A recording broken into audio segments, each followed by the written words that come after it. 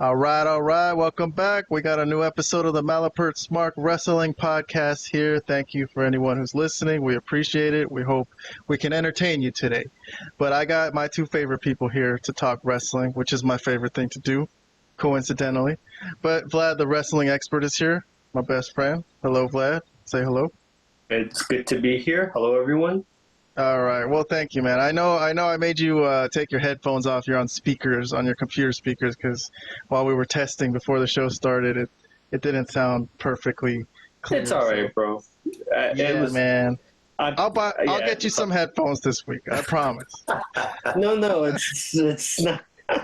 I'll figure out the headphone situation at some point. Forget it. Let's not even bring that up. Who cares? I'll figure it out. All right. Well, I got to introduce Robert too. Robert is here. What's up? The Frozen Asian. What's up, man? You got that nice CM Punk background. Big win for CM Punk this week over Drew McIntyre. That will be spoiler alert. Yes, that will be one of our main topics when we get to it. Not our number one topic this week, but top 5. So the way our show works is I chose 5 topics from the past week in WWE and AEW, and we're going to give 90 seconds to Vlad and Robert to give their reviews or their thoughts. And then after that, we have a few more topics, but only a minute each after that. So 5 topics. And then my number 1 topic that we're going to start the show with, I've chosen one topic or one angle from all the wrestling shows in WWE and AEW to lead the show and, give it a rub, if you will. Give it a rub. We're going to give Bronson Reed a rub today. I guess Bronson Reed, to me, was my favorite segment out of any show in wrestling this week. And this was last Monday, so we're recording this on a Sunday night. It's the end of the week, but it's been covered to death by the wrestling community. But I still want to discuss it on my show because I think it was great. And Vlad also gave it a great 2 thumbs up review, which we'll get to in a bit. Robert gave it a thumbs up, not a bad review. But let me go through the segment, all right? So this is Monday, hold on one second. Sorry about that.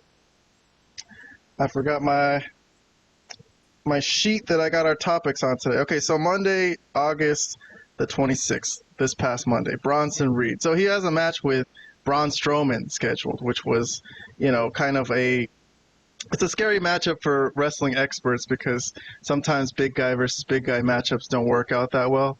You know what I mean? And they're building up Bronson Reed. So we were a little worried about how this would turn out, but it turned out wonderfully. So let me go through what happened in the night before I get some reviews from our co-hosts today. Oh, well, this was a segment that we reviewed separately on our YouTube posts. By the way, the full review of Raw is on our YouTube posts, our community tab, by the way, anybody who's interested in that. We reviewed this whole episode of Raw. This segment with The Miz and Bronson Reed was a separate segment, which I liked, but Vlad doesn't like Bronson Reed really sticking with The Miz, but I think that would be a decent feud for both of them, to be honest. I don't see Bronson Reed becoming like a world champion, but it would be a good feud it's better than Tony Khan's cold matches, you know what I mean? But anyways, irregardless, if you want a review of that, did you have any comments, Vlad? Jump in. Feel free to jump in throughout this summary anytime.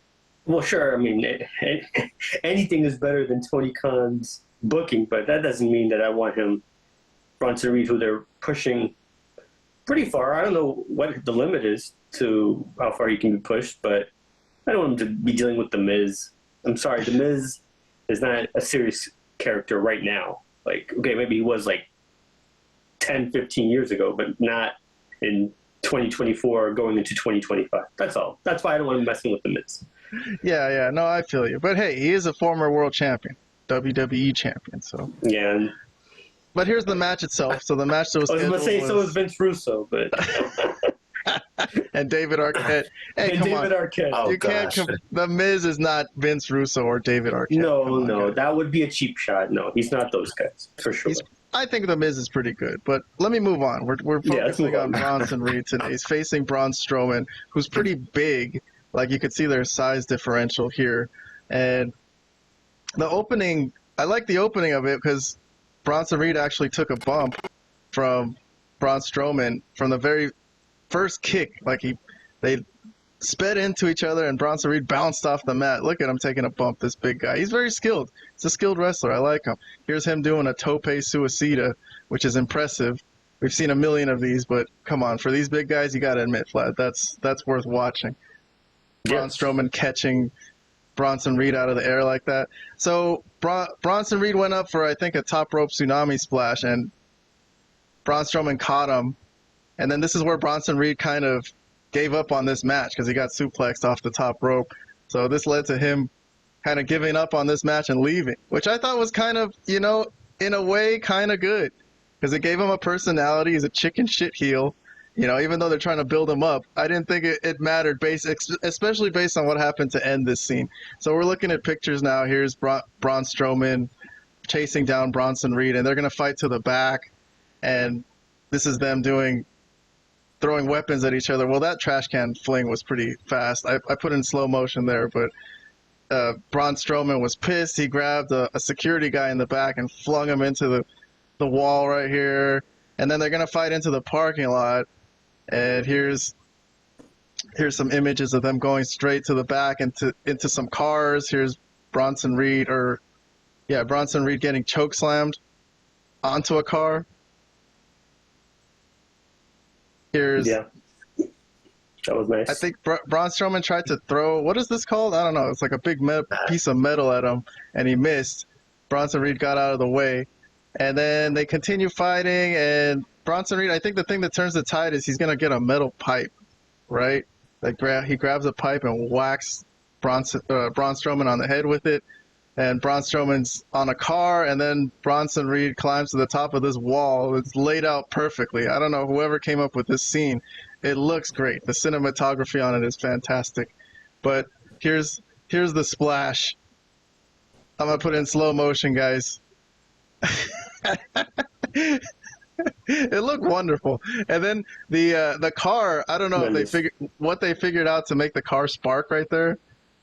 But it looked fantastic, and all the windows broke, and here, Bronson Reed drooling out of his mouth. So it really put him on the map, I think. And here's Adam Pearce coming in to end the segment, and it's weird because they don't want these guys fighting, but they do want them fighting because it's wrestling, right? They need the entertainment aspect of it. So who should I start with today? I'll start with Vlad. Vlad gave this a 2 thumbs up, and he really likes this angle so far. So since you're hot for it, I'll start with you before I go to Robert. No, I mean, look, obviously I had some concerns with him having a match with Strowman. But because of, he's so huge, he's not really a great worker. There's not much you could do with him. Like, what is this match going to be? How is he going to splash this big guy 7 times or whatever the hell he needs to do as he's been doing, right? But this really was a great scene. I don't know if it was just because the convenience of the arena that they were in. It had this amazing backstage parking lot area where you could do this type of stuff on, but it was brilliant. It was brilliant. It really looked great. The splash onto the car from where that fence is, he had to climb up there. It was tremendous. I enjoyed it. I've completely enjoyed almost everything about Bronson Reed since this whole thing has started with him, attacking Seth Rollins, and everything that's happened since then. But this was a great, memorable moment. Him just splashing. The spark was almost perfect. I don't know how they did that. From the car, it was tremendous. It was like the cherry on top. Even if it didn't have the spark, I would have loved it. But that was like a cherry on top. It was just perfect. So, I mean, there's not really much more I could add. I'm sure there'll be some people that will say some negative things that it was why would they, there was something fake about it, I'm sure. I haven't heard Cornette's review, but whatever Cornette's review is going to be, if it's going to be negative, I'm going to disagree with that one because I really loved this. I loved everything about this one. So, yeah. All right, well, let me jump to Robert. So Robert's review of this on our YouTube post was a thumbs up. Robert hasn't been so hot for this Bronson Reed stuff like we are, but thumbs up is still a good rating. What did you think of this? Yeah. So, okay, when this match was first advertised, I kind of rolled my eyes. I expected to hate this match because usually when there's a match featuring 2 behemoths, I'm not very interested in it. The matches don't usually turn out great to me.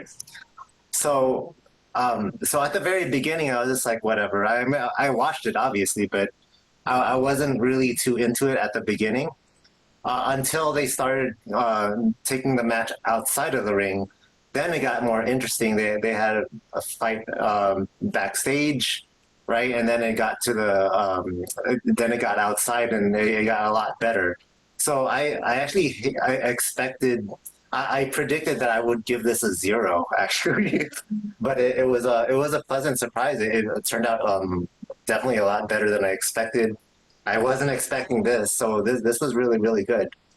And yeah, I mean they have to establish Bronson Reed to be a beast, right? So what better way than to take out one big SOB? And he did just that. All right. Well, I also gave this 2 thumbs up. So this was my favorite segment from the week. So I was very pleased with this. I thought it was a good episode of Raw. I actually thought Dynamite beat Raw this week, but we'll discuss Dynamite later. But this was the best thing from Raw, in my opinion. But anyways. Well, real quick. So you mentioned how far they can push Bronson Reed. Now, I don't really know the answer myself, but as I'm asking, but do either of you see him as a potential champion down the line, or some maybe not Cody's title, but like the title that Gunther is holding on to right now, potentially? Not like this very moment, but let's say a year from now or whatever. Robert, do you want to go first? Yeah, I think he can be, but they need to stay on track. Like what they're doing right now, they need to keep at it and keep building him to be on that level. But yeah, I could definitely see that happening. Well, unfortunately, Vlad, I would like to say yes, but I'm going to say no, which is why I gave the Miz segment and Bronson Reed a good rating, because I think they're doing a good job building the mid-card. Since Triple H took over, they actually care a little bit. They're not just throwing out – they used to throw out the same match over and over again for mid-card matches. Now they kind of have stories. They have the Pure Fusion Collective and Damage Control feuding with each other. At least it's like something. So I think the mid-card is getting worked on, and this is going to be like making the mid-card a strong place and an interesting place. So yeah, I do think the Miz and Bronson Reed are going to end up feuding. I don't expect to see Bronson Reed being in the main event for the title. I mean, maybe he could be just to take a loss, but I don't think he's going to be a champion or anything like that. So I think he's doing well, though, for what it is. I want the whole show to be good, top to bottom, not just the main event. I want the mid-card matches and the mid-card feuds to be interesting as well, so that when I'm watching Raw, I don't have to forward. I could just leave it on and enjoy the whole thing, So here's my thought on that. Okay, I'll leave it at that. That's fun. All right. Well, we're jumping around this week, so we're going to jump to Bash in Berlin. The next angle I got is CM Punk and Drew McIntyre. Their match, which was a strap match. So I'm going to go through it real quick as fast as I can, and we're going to get reviews from Vlad and Robert for what they thought of the booking on this and how it went, the match in general. Here's Drew McIntyre for those of you on audio podcasts. If you're on YouTube with us, enjoy the pictures, but here's CM Punk. Okay, so let me just go through some of the main stuff. So Punk hit his first go to sleep here. All right, so he's got 1 in. So that's kind of interesting in wrestling to count the finishing moves, but he's got 1. And there was a bit of a storyline in this angle that Punk could have gone for the win after his first go to sleep, but the commentator said that his hatred brought him back to, keep wailing on Drew McIntyre. Pretty violent match. Obviously, they're whipping on each other with a belt the whole time, but this went to here's where it went to the announce table, and here's CM Punk back with a backdrop. That's a mighty bump onto the announce table, man, from Drew McIntyre. But I gotta say, the one criticism I'm gonna give to this, because I'm the only guy who Vlad, you gave it a half thumbs up. Okay, I gave it a half thumbs up too. Robert gave it a thumbs up. Excuse me. Yeah. So that was our ratings. But man, I just don't see CM Punk as being a believable guy. You know how you make fun of little girls in AEW that they're not believable? It's not believable that CM Punk is throwing Drew McIntyre around like this, in my opinion.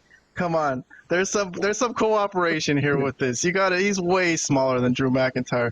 But regardless, I'm gonna finish the angle. Yeah. It's not the same as if he would be no, it's not comparable. I don't know, but especially with with CM Punk being older and facing a lot of injuries recently. He's in the best shape of his life right now. He's in the best shape of his life, but according in the storyline, he gets injured all the time from AEW. But that's not. Yes, but that's not what I'm just saying. As far as the believability, he looks pretty. He looks big enough that he could have a competitive match.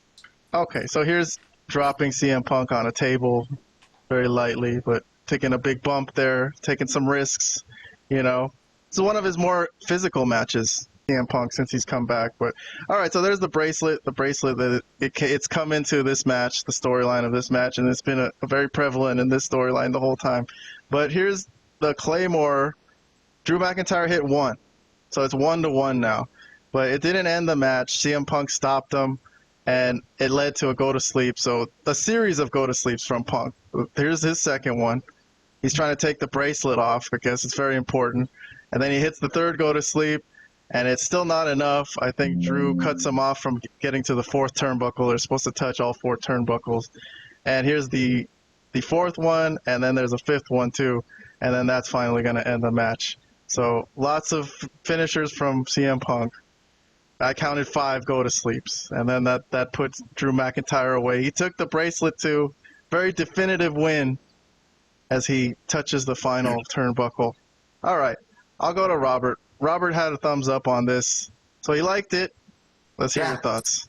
So I did like it, but first off, to comment on what you said about not being believable that CM Punk is beating Drew McIntyre because he's smaller than him.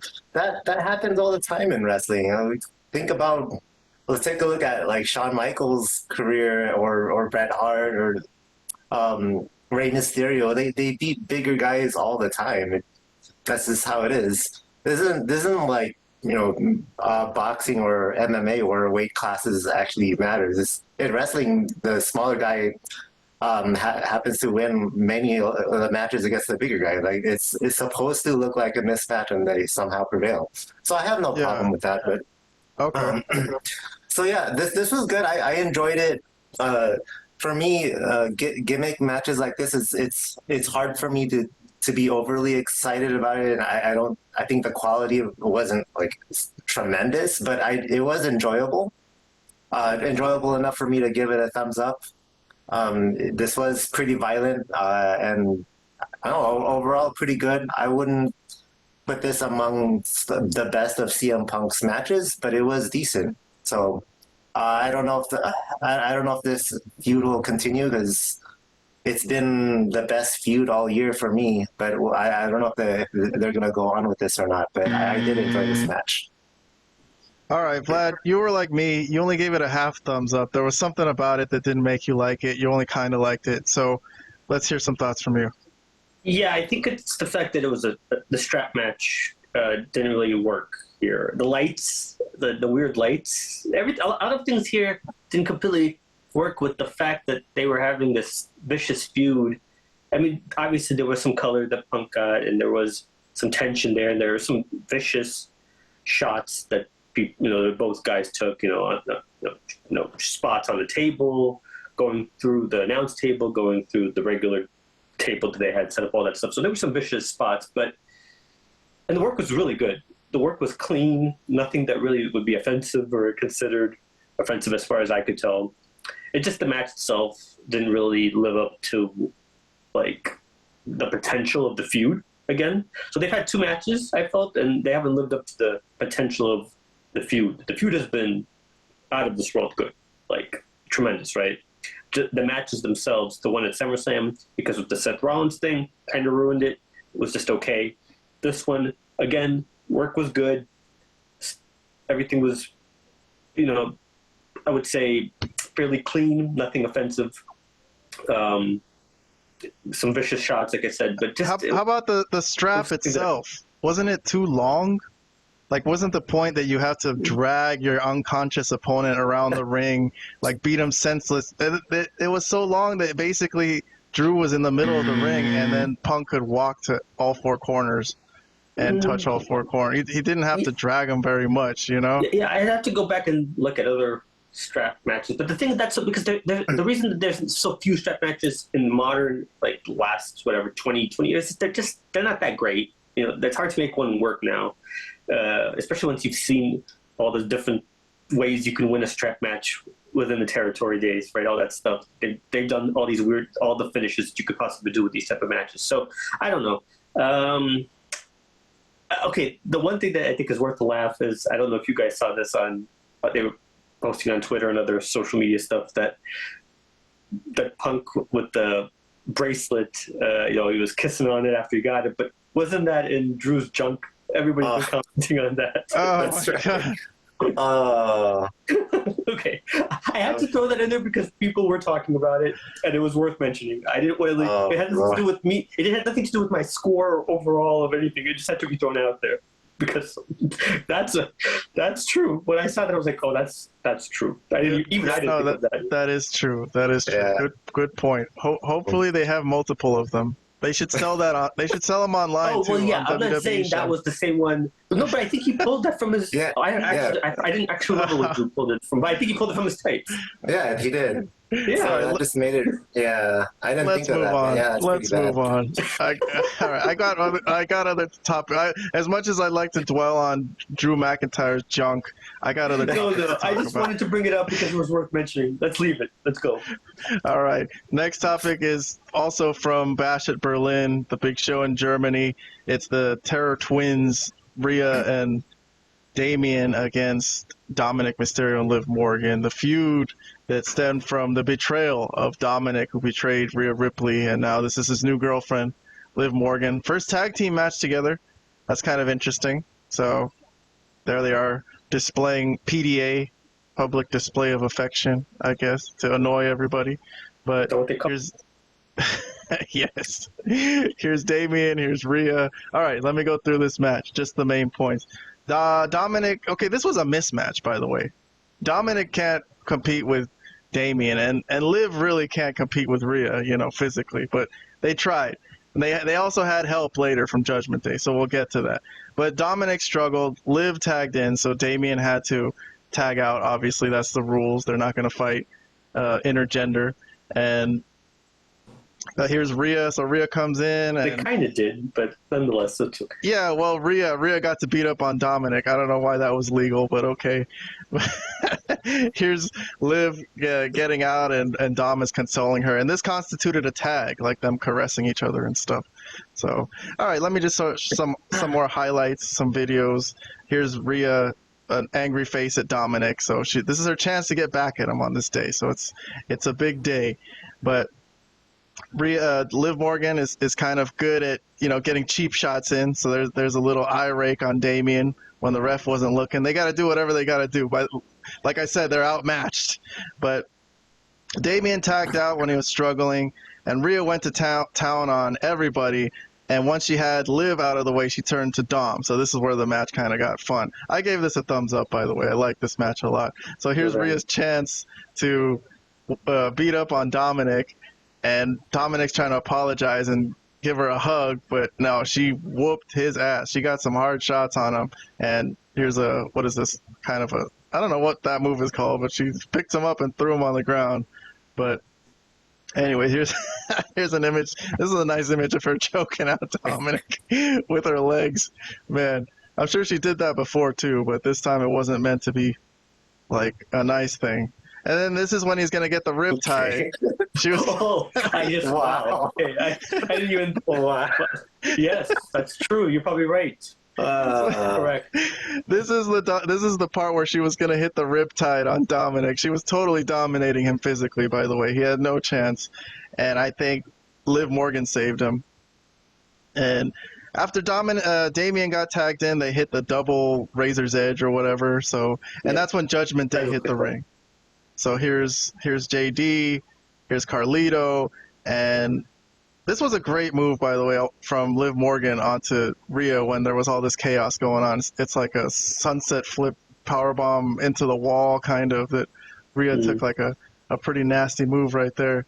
But this is towards the end of the match. Dominic tries to get the frog splash in on Damian, but it doesn't end the match, and Finn Balor's pissed off because his his interference is not working. So here's where the Judgment Day get disposed of one by one. There's JD, here's Carlito, and then he was going to put Finn on the table or chokeslam Finn, and then here's Dominic splashing Damian through the rope, and then this is Dominic's last bump. He takes like a clothesline pretty violently.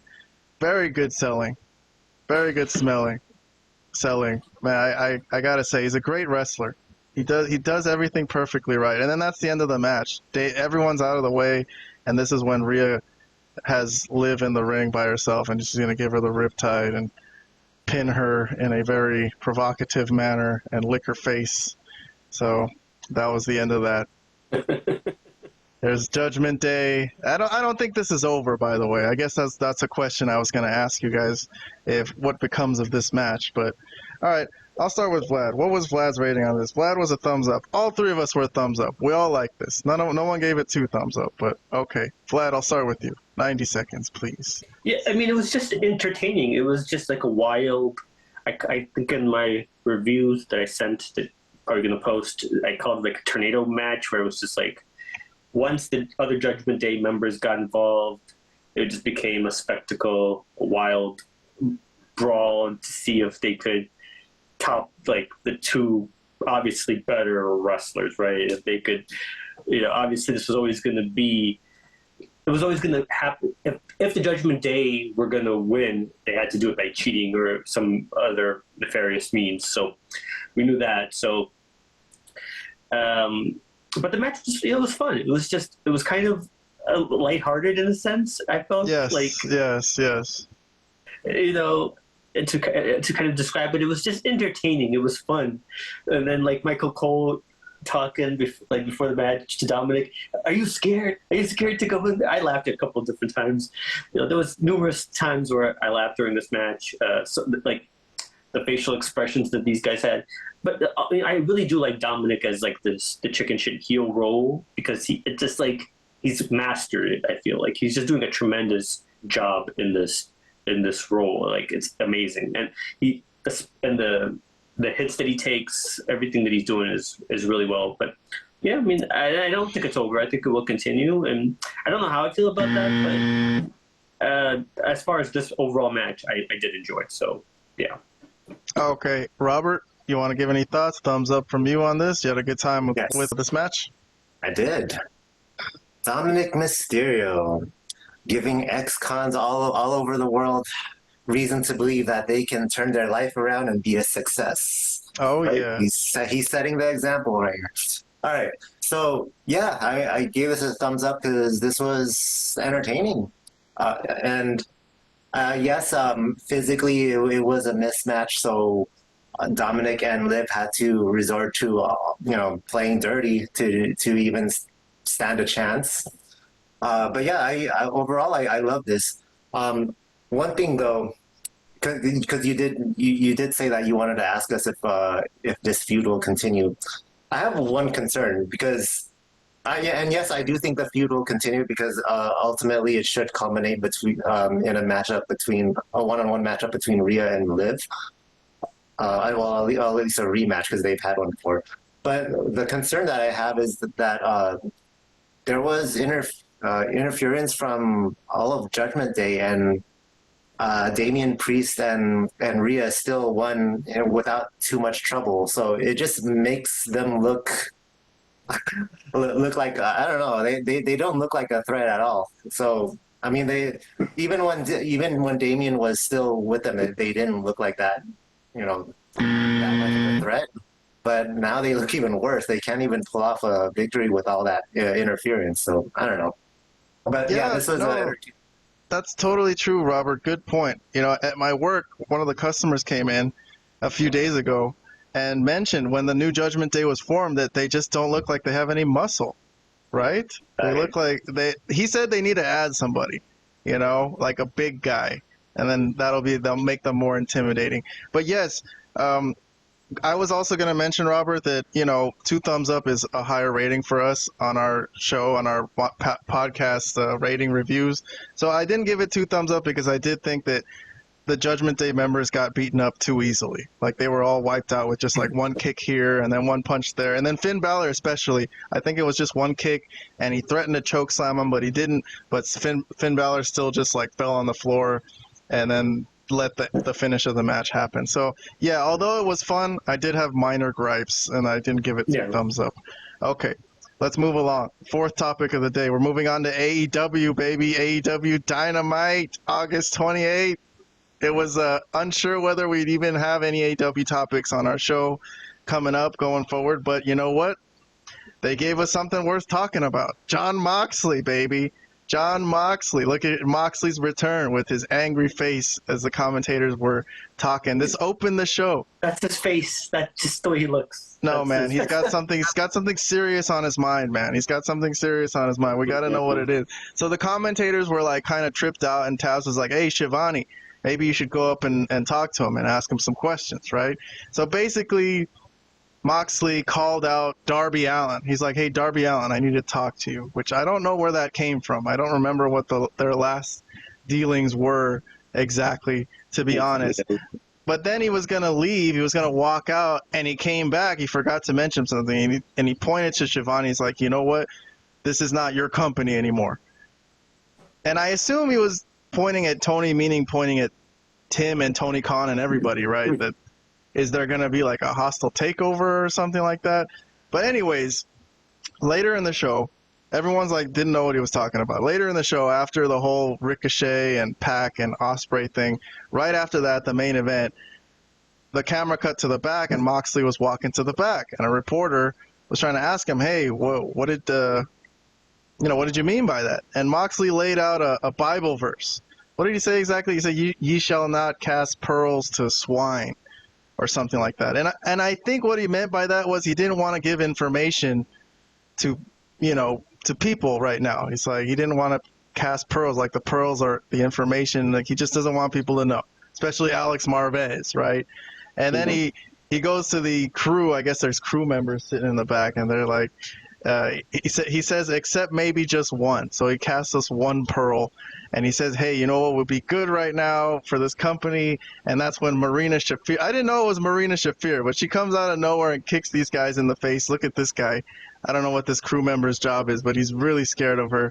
And she grabs him and flings him into some equipment, some metal stuff. And this guy too, this brave staff member was trying to tell her to leave. She armbars him, throws him on the floor. And the fourth guy, I think, ran away. So he was the only smart guy that he's like, "You know what, this woman's kicking everyone's ass." But for the first few seconds when she was doing this, I was like, who the hell is that? They got some new person. And here's Jon Moxley. He said that's a lesson in humility. That was his final line. So Marina Shafir and Jon Moxley are in a stable, I guess. And, Marina Shafir ended the segment by pushing the cameraman onto the floor. We got ratings for this segment. I got half a thumbs up from both of you, I guess. I gave it a thumbs up. I'll give my thoughts after you guys, but I'll start with Robert. You got any thoughts on this whole thing that's going on? I mean, to me, it's just interesting because it's like we don't know what it is. You know what I mean? But let's hear some thoughts from you. Okay. I didn't really know what to make of this. Because I don't know what he means by "this is not your company." And I was hoping that he would elaborate, but he didn't. But maybe that was the point, to get us thinking, what's he talking about? And then he'll explain it at some future episode. I guess that was the whole point. But yeah, I was like, well, I just don't understand where he's going with that statement. His usual theme music, "Wild Things," didn't play when he entered. Oh yeah, I didn't really recognize it, but I think I heard either someone mentioned it or I must have read it somewhere that's his New Japan theme song. That's his theme song in New Japan. So I don't know. Okay. I don't know if it's a coincidence that his New Japan theme song is what's being played. And then he makes that statement that "this is not your company." I don't know if there's some sort of correlation there, maybe, but again, like I have no idea. And then I didn't that Bible verse. I didn't even know it was a Bible verse. I was like, what's he talking about? He Again, kind of mumbled it, but yeah, I had to look it okay. up. Okay, well, I didn't know it was a Bible verse. And then as for Marina Shafir, all right, I've seen her before somewhere. I just can't remember. But I remember, I recognize the Yep. name, and I Easy remember to seeing her forget. at some point. I Oh. just don't remember exactly. But so a lot of this is confusing, but all right, I guess we'll find out more later. Well, Marina Shafir was actually an MMA fighter, I guess, right, Vlad? Okay. And she got a rub from being friends with Ronda Rousey, and I think she I was think in she's married to Roderick Strong. Is that who's married to Roderick Strong? I'm not sure. I could be wrong. I think That one I'm not that gonna- that too, and she was in NXT. I think she was in a group with Yeah. I forgot who, but Charlotte Flair or something like that. Well, maybe Was she I don't- was she in that Four Horsewoman stable? No, But- she may have been with Ronda in some group, potentially in WWE, maybe. Okay, well, That- I'm not sure about that. But look, they've been trying to give her pushes here and there. It's just nothing's worked out in AEW so far. But all right, I want to jump to Vlad. Let's hear 90 seconds of thoughts from you on this whole thing. Is this interesting to you at all? Well, yeah, that's why I give it a half, because it's potentially there's something there that could potentially be interesting. But I'm not. I mean, if you followed my reviews of Moxley in general, I'm not the biggest John Moxley fan. I really don't like his style. I don't like the way he wrestles. I don't like the way he bleeds in every match, and I don't particularly like most of his promos because he just rambles on how he's gonna just murder somebody and he's gonna break their bones and things like that. Here, he was at least he didn't talk a lot, and he was mysterious, but in a sense where you don't really know what's going on, which is fine. I would have given it maybe even one thumbs up, but then the backstage segment was so stupid looking. Another one of those fake Bad like, acting. Yeah. bad acting From the extras. I mentioned that. Yes. all of them, really, everybody involved. It just looked like a terrible it just looked such a phony staged segment that they had backstage that you can't really give it 2 thumbs up or 1 thumbs up. I was thinking about giving it 1, but then this really killed it. And I don't know. I've seen a lot. I've seen enough of Maria Shafir previously to say that she's not really a great wrestler. So I don't know if she's maybe gotten better in the past maybe 6 months or so since I've actually seen her. But from what I've seen before, anything that involves her is probably not going to be too good. But it's a wait and see approach. Well, she looks jacked here, man, and at least she's not talking. She's not cutting a promo, so, man. That's always good. She shouldn't speak. And Moxley should speak, but speak less. But like he did when he just said that one line, this isn't your company anymore. Great, mysterious. Don't say anymore, man. In fact, just go. You should have taken the car and gone home. They should have had this backstage segment. It only made things worse. But anyways, that's all I got on that because we really don't know what the hell's going on with this. Yes, well, I gave it a thumbs up just for the excitement of something new.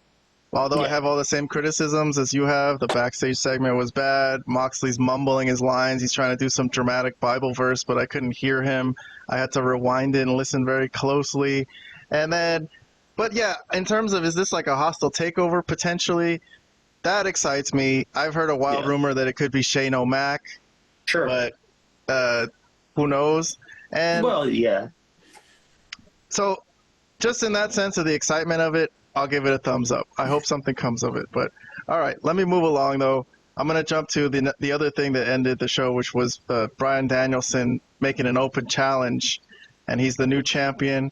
He just beat Swerve Strickland, and he was going to talk about how he's ready to retire, but not yet because he's not ready to lose. So he says whenever he loses this title, he's basically done, but he's ready to kick a lot of heads in.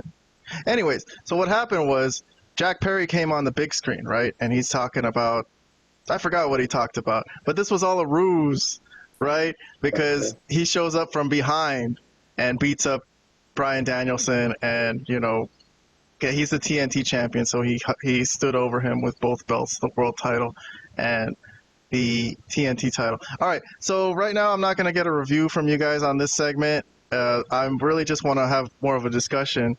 What did you think of the fact that Bryan Danielson is going to face Jack Perry. That Jack Perry has been chosen to be his next opponent. Let's start with Robert. Okay.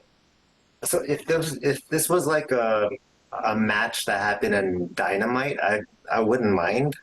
But as far as the next contender for the title in a pay-per-view, no. I'm not digging this matchup.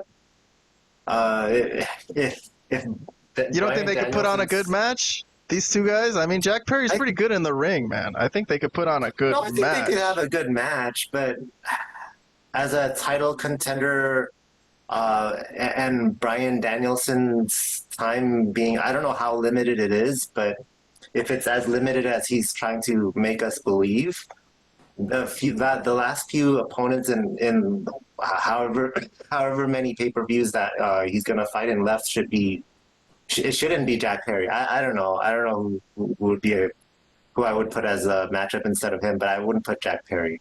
If this was a match in Dynamite, cool, whatever. I mean, that's fine.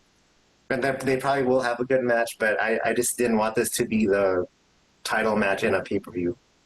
All right, Vlad. Well, obviously, I don't like Jack Perry. You know I don't like Jack Perry. But the thing is, I think because there's such a quick turnaround from what is it, All Out and All In, it's like a 2-week thing. They had to come up with something on the fly, and they figured, well, look, Jack Perry is getting some sort of heel heat. He's probably not. He's definitely not going to win the title. Like, that would be stupid. That would just be insane. So that's not going to happen. They'll have a match. It won't really, they won't stink up the joint. They'll have a solid match because Danielson's going to carry the show. He's going to call it, and he's going to, guide him through having probably a solid match, I would think. But, it's just something they put together really quick, I think, because of the turnaround, because of how they schedule these things, Well, look, so you're saying you don't see Jack Perry winning this match at all? There's no way. What? No way. Oh, my God, no. No, that's not the guy. No, absolutely not. So this is extending Danielson's career then. Maybe it's not that he's going to be gone anytime soon. Maybe they're finding a bunch of feuds for him to just carry on and be champion like through the year maybe or something. I don't know. Well, I find that hard to believe, but maybe. I don't really know where it's all going. I mean, I'm surprised. We already argued previously, or not argued, but we talked about should he have actually won the title if he's all messed up and he's going to need surgery and all that stuff, and he was already saying that he was going to retire. But that's not neither here nor there at this point. As far as this thing with Jack Perry, no, he's not going to lose to Jack Perry. No chance. Well, for a Bryan Danielson fan, that's kind of good news then. All right. Sure. Let me move on to a couple more angles. All right, so we're past our 5 angles, so now I'm moving our clock down to 1 minute for you guys. So 4 more I got, so let's try to do them as quick as we can, get this night over with so you guys can go to bed. The next one I got is back to Bash in Berlin. So back to WWE. It's enough AEW talk for the moment, but it was Randy Orton, it's Gunther. This was the main event. Very short card for Bash in Berlin, only 5 matches, so they were all kind of substantial. But let me go through this one real quick, not in detail, but I'll just give the main points. And Ludwig Kaiser was there to do the ring announcing for Gunther in Berlin. What did you think about the pop that Gunther got? I kind of missed that moment. I was in the bathroom. Did he get a big pop coming out? I don't know.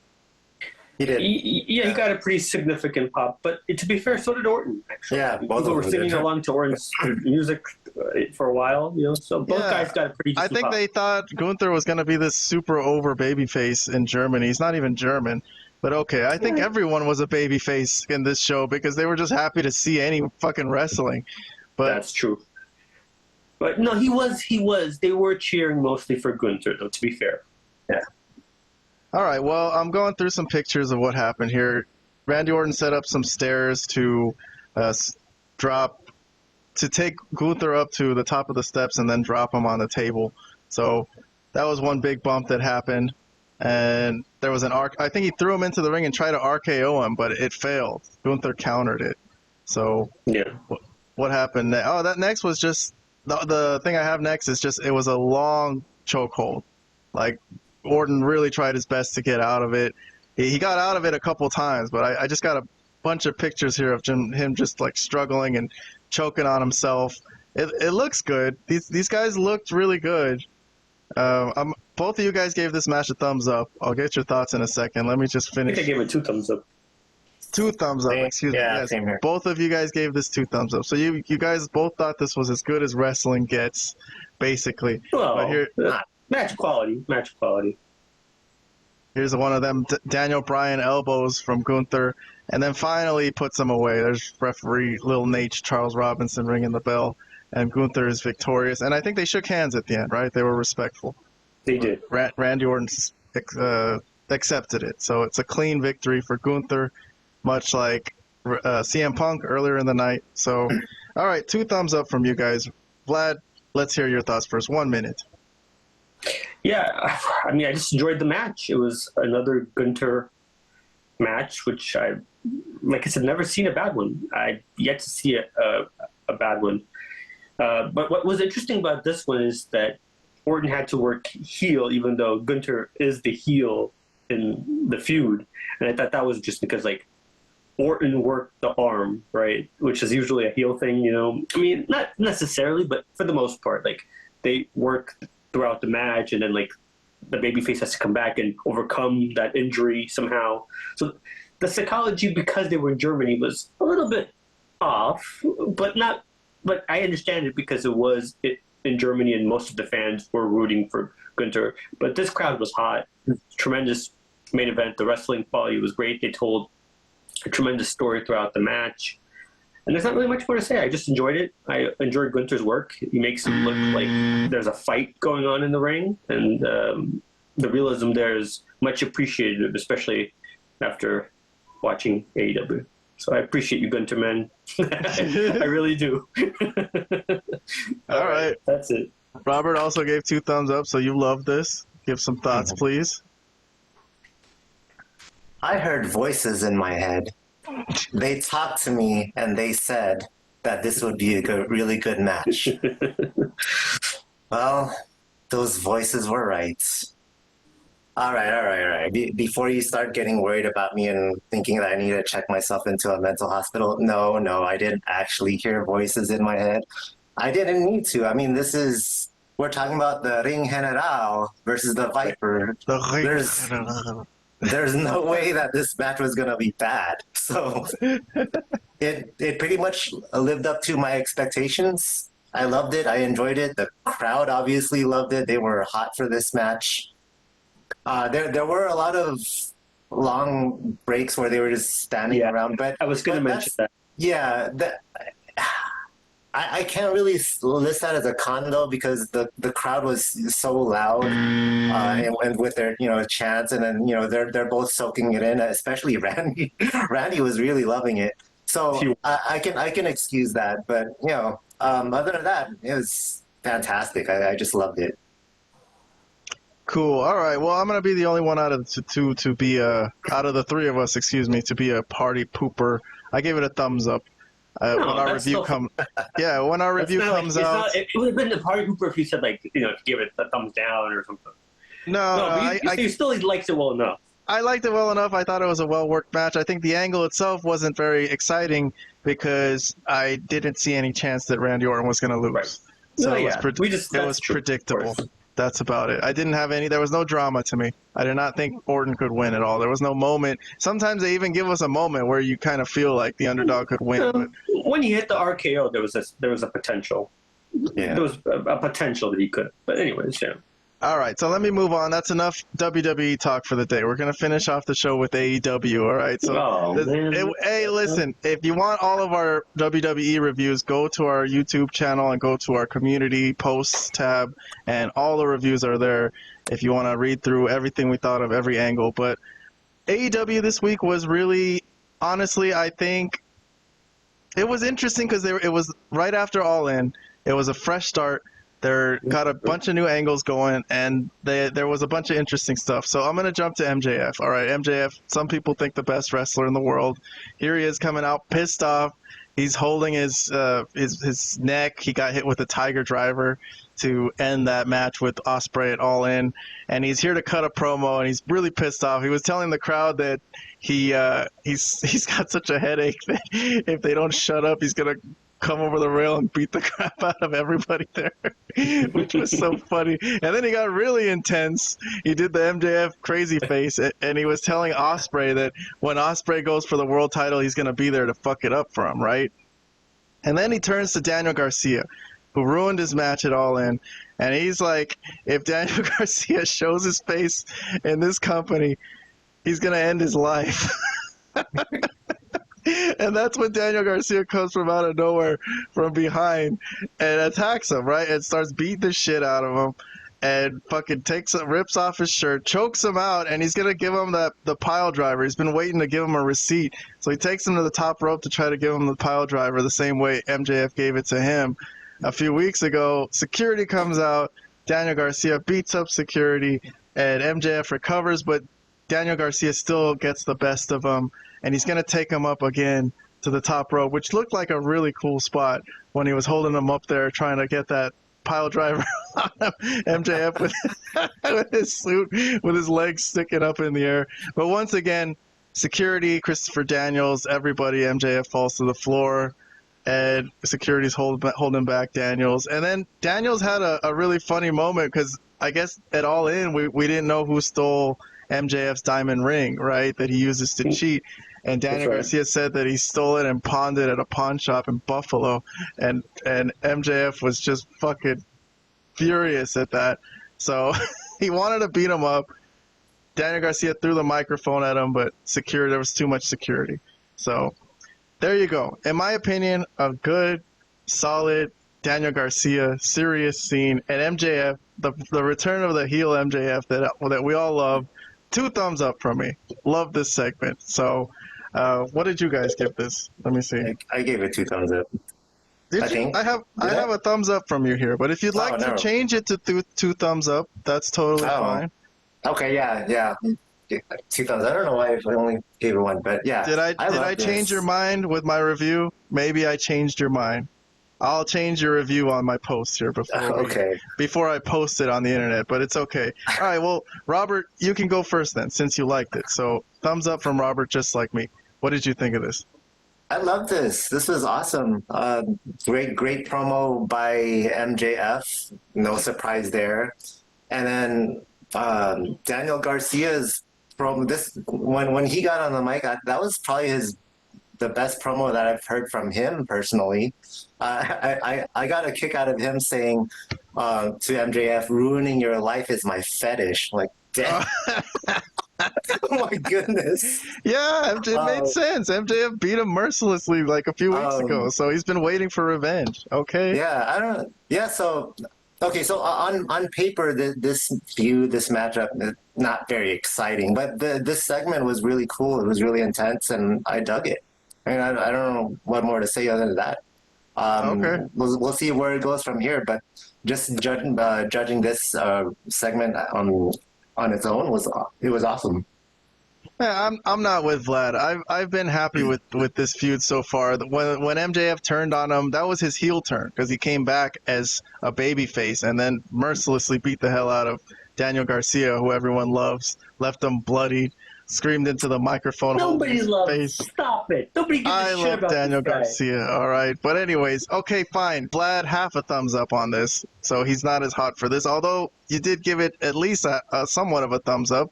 So Let's hear what you have to say. You go ahead. Well, let's keep with the theme of the show. I am not a big fan of Daniel Garcia, as I'm not a fan of maybe 3/4 of the AEW roster, so that's about right. Let's keep going, right? Just name another AEW story going on. I'll probably say I'm not a fan of this person. But no, I mean, Daniel Garcia is not a guy that is ever going to be a legit... I mean, you question if Bronson Reed, for God's sakes, could ever be a main eventer This guy for sure cannot be, okay? Well, that's not the question here. This is a review of this segment. Okay, the segment was fine. But I don't want MJF working with this guy. I don't want him. It's beneath him. Oh, that's okay. It's like, that makes sense. If you think that, like, literally you can't take the whole thing seriously just because it's Daniel Garcia, that's your opinion. Okay. I mean, fine. why should he be working to get Daniel Garcia over? I mean, why should he? I really don't think it's that bad, though. I don't know. I think you're being too harsh on Daniel Garcia. Why don't they try slowly to get Daniel Garcia over and see what happens, but not with MJF? I understand what the point of what I'm not saying that this was not a good segment. I'm saying I gave it a half a thumb up mostly because of the MJF stuff and the stuff that he was saying prior to being attacked by Daniel Garcia. I'm willing to watch and see what happens, but no, I'm not a huge fan of Daniel Garcia from what I've seen from him previously. I don't think MJF should be feuding with him, and that's it. I don't know what else to say. That's all I got. All right, so the segment coming up next is my first fire segment. Robert gave his first fire segment. It was Hangman Page and Swerve Strickland. Hangman Page had just defeated... I'm leaving, bro. I'm out of here, bro. Hangman Page had just defeated Tomohiro Ishii, and out comes Swerve Strickland. And what a match that was. Well, yes. Well, that's a separate review. We're not talking about that. We're talking about Swerve and Hangman, okay? Yeah. And Swerve came out and Hangman had gotten involved in his title match. So Swerve had to come out and say that, you know what, I feel sorry for you because you're obsessed with me. And Hangman called him a piece of shit. He brought up how he broke into his house, right? And he said, you never beat me. You never beat me fair and square. So... Didn't he? I don't know. No, 2 times there was interference, and the third one was a time limit draw, and one of them was a triple threat. So Prince Nana helped him twice, so that he brought that up. But anyways, lots of fiery looks at each other for anyone who was not on YouTube watching these pictures. They're looking at each other all pissed off, man. And Swerve Strickland, the one story he brought up another story, not only breaking into his house, but he staked out his house and like stalked him and looked at him for like a while, and he saw him taking his wife to the hospital, and he basically told him, you know what, you're not cut out for this. You should just go home and be a family man. Man, that's exactly what I said, bro.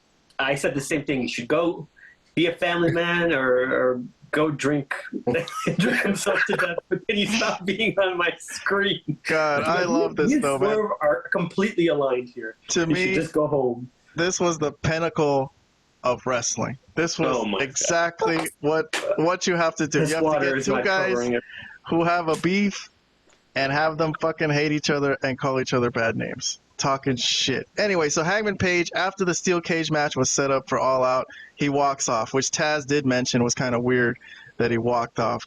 All right, let me hear some reviews. Robert, you gave this a thumbs up. I'll give you a minute if you want to talk about this. So you like this? Yes, I like this. I didn't like it anywhere nearly as much as you did, but I did like it. Now, this feud itself, I wish it was over because they had a pretty long feud already where they fought, I think, in 3 straight pay-per-views. Okay, but all right, I try not to think about it when judging this segment. This segment by itself was pretty good. Those technicalities that Swerve mentioned about how he won those matches, how Swerve beat him. I didn't remember any of that, but okay. Thanks for bringing up those details. I forgot. All I remember was Swerve won all 3 matches. That's all I remember, and I was done with it after their third match. But okay, whatever. As much as I'm not feeling this feud, this segment was still cool.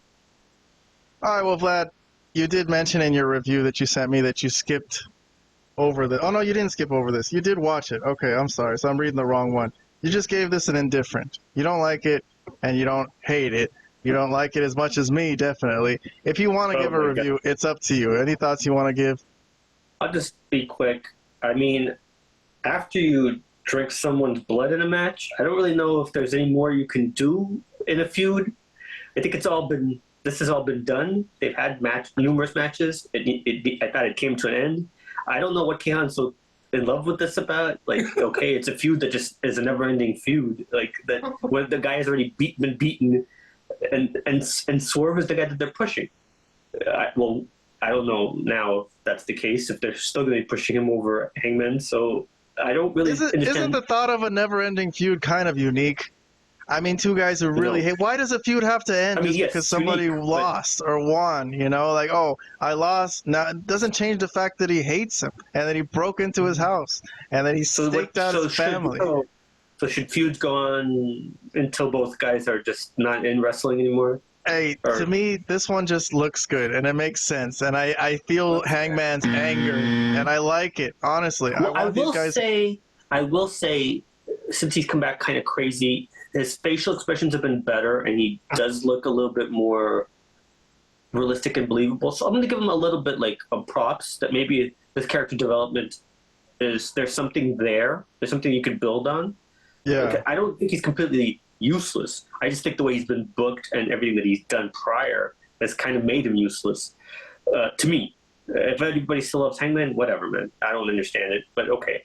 But this feud, I don't know. I don't really understand the point of it anymore. But I mean, they're gonna have a bloody match in a cage. Okay, they're gonna drink some more blood, I guess, and maybe somebody will be set on fire, and we can all go home. I don't know. Maybe that's it. I don't know what else to say. The fact that Hangman drank Swerve's blood, these two are gonna be linked for all of eternity.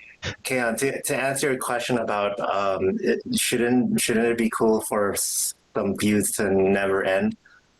That depends. So I can give you an example of one that I don't mind.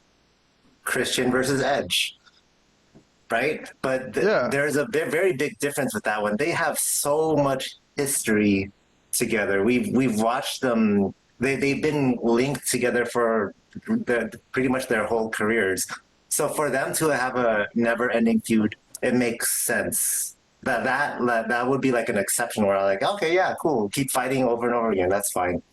But Swerve and Hangman, I'm not feeling it. I still thought this segment was cool, but I'm just not feeling the feud continuing. Okay. All right, last angle of the day, guys. We're hitting the home stretch. Last one. I love this one too. So this one is Mercedes Moné and Okada. So Mercedes Moné. Oh God. Okay. I thought you were joking. Okay, continue. Mercedes Moné is having a celebration for defending her title against Britt Baker at All In. So her and her henchwoman Camille are in the back, and Private Party come by. And they say that there's no party in AEW without Private Party, right? And Isaiah Cassidy actually goes up to Mercedes and he says, "I've heard you're recently single," and he very respectfully asks her out, right? And Camille steps in, and then Okada steps in out of nowhere, who had a segment with Mercedes a few weeks ago in the hallway and kind of expressed that he had a crush on her, right? He made her she made him not be able to breathe basically that day. He was like, "I can't breathe." But anyways, so here he is stepping up and protecting Mercedes Moné's honor for this man who is making an unwanted advance. So he gets in Isaiah Cassidy's face, and Mercedes asks Okada, "How do you say bye, bitch, in Japanese?" And he whispers something to her, and she goes, "Sayonara, bitch." And Isaiah and Private Party leave. Very dejected. And then what's his name, Okada, here he is doing the shimmy with Mercedes Moné and having a wonderful time. Dream come true, he said. He's like, "Oh my God, his dream come true." Yeah. So 2 thumbs up for me. I love Mercedes and Okada as a power couple. I think this is fantastic. I think it works, and I'm very excited for it. Robert, what did you think? You gave this segment a thumbs up. I gave it 2 thumbs up, but you gave it a thumbs up. You're both nuts. God. Go ahead, Robert. You go first. I thought it was hilarious. Now, I totally forgot about the previous segment before. It was a few weeks back. Yeah, I totally forgot about that until he showed up in this one. I'm like, oh yeah. Yeah, dude, I was like, yes, totally, man. I mean, I don't know what And more to she's say single other than. too, so why not, right? Oh yeah, Come on. right. Yeah, This is a good. cool couple. Come on, you got to admit it. Okay. Okada from New Japan, Mercedes, former WWE champion. It's a cool couple. I All like right. it. For some So reason, I'm gonna just say this. Okada in AEW is not the Okada I remember in New Japan. No shit. It's completely different. But I'm not hating it. yeah, it's I mean, hilarious. he's making me laugh. So I mean, I don't know.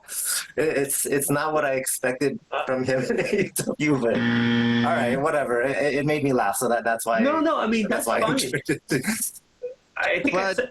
you said you skipped this. You didn't watch it. Was it? But I can comment. I'll comment because I gotta say something. I can't just let this pass. I can't let these good reviews of this shit. Well, you do have my summary of it, so you know what happened now. If in case you didn't watch it, if you literally Exactly. forwarded No, I saw over it. it. All right, Yeah, fine. yeah. Go ahead, Vlad. What are your thoughts? No, I mean, I'll be quick. I think I said it in the past. Look, I know you guys find this funny, and I know you guys find it hilarious. And yes, there is some humor in this. I will admit as well. But like, there's also so. But this is like Okada, like he's supposed to be one of the great wrestlers in the world as advertised, and so now he's just like a clown, a fool. The Japanese are truth. I mean, it's just kind of. I mean, if that's what he's cool with, and he's fine just getting all this money, just being a clown. Okay, more power to him. It's not my business. But if you're asking me to like this or like Okada as a wrestler, from what I've seen of him in America, dude, no, I can't. I want to see him be actually a wrestler that is supposed to be one of the great wrestlers in the world, because I haven't seen any of that.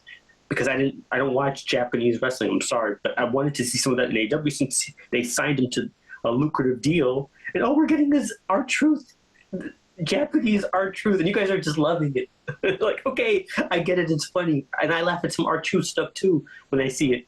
But that doesn't mean I want to see this guy do that. There's a difference between him and R-Truth though, because the fact that he has one is supposed to be one of the great wrestlers in the world, as advertised by AEW, and R-Truth was never that.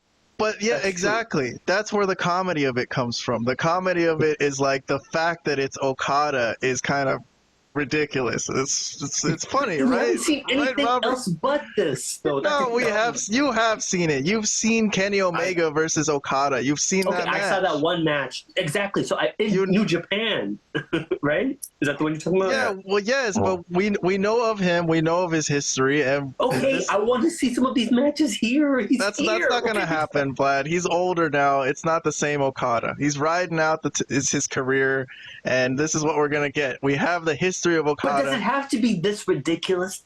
Okay, fine. Even if he doesn't want to have a physical match, just like he had in New Japan anymore, I understand that. He wants to work a lighter style, which I understand totally, because as you get older, I totally get that part. But he doesn't have to be a fucking clown, too. I don't think he's a clown. If he ends up being with Mercedes, he likes Mercedes Moné. She's hot. Dude, if he ends up like protecting her honor, like if there's a moment where he shows up in the ring and gets physical, hot, you're just gonna come up to her like that and just start dancing around, like, and do a little bit of this. Yeah, dude, that's how you gotta be a fun guy. Yeah, show her you're a fun guy. Or what was that one thing where he was all sweating? He's like, oh, I need air, I can't breathe. that's how you go. That's how you're trying to get a girl's attention. That's how you that's what she makes him feel. He can't help how she makes him feel, man. Well, okay, even if that's true, does he have to tell her that? Like right to her face. It seems to be working. I feel something here. This is gonna happen, bro. It's gonna happen. All right. I've said my piece, and I'll leave it at that. All right. Well, that'll be all for today's episode of the Malapert Smark Podcast. If anyone's listened up till now and you're not subscribed, shame on you. Please subscribe. But look, this is the part of the show. If anyone has anything else from the past week that you want to throw in that I didn't mention, because I didn't talk about every angle. If you guys have any of the other angles from WWE or AEW that you're interested in, go to our community posts. I'm telling you, there's detailed reviews of every show. We can't talk about everything on this show. I only just choose select angles. But I don't know if you guys have anything right off the top of your head that you might want to mention. There was Cody and KO, which I guess I thought was all right. Also, that whole Bash in Berlin pay-per-view was very predictable. I think there wasn't any surprises really. Everything kind of went the way it was supposed to go. So that's one kind of negative of that show. Although it was a solid show, but to me, and to me, the best show of the week was Dynamite because it was just there was a lot of stuff there and a lot of interesting stuff. So, any thoughts anybody wants to give before I close out? No, I mean, I think we've covered all the major aspects. I will say, though, with Punk's win, I don't know if we discussed this part of it. Like, does that conclude the feud? Because that was a definitive win. Yeah. Well, I think some people are saying since it's 1-1, because Drew won at SummerSlam, they should have one more match. But yeah, I also didn't like how definitive it was. I think they could have gave Drew some kind of out, and it would have still been 1-1. It was a type of win that looks like you like to conclude a feud. That's why it was kind of confusing. Yeah. And I don't think it should be over either, personally. I mean, not because I just wanted to continue because I like it, but also because it just didn't seem like it should be. The rumor is hell in a cell. Sure. Okay. Oh, there you go. That's when. For bad blood. And that's where it for sure will end up. That would be the place to end it. If you're gonna have a Hell in a Cell match, then that should be the conclusion. I agree. But all right, guys. Well, that'll do it for this week. It's late. Go to bed. For Robert, the Frozen Asian. For Vlad, the wrestling expert. I'm Kahan. Thank you for listening. Tell all your friends if you need something to do when you're, driving home or something. Put on the Malapert Smark Podcast. We're on Apple Podcasts, Spotify. If you want to save on data. Without the video, it'll be just audio, just us talking. But that's good, too. All right, guys. That's it for this week. We'll see you next week.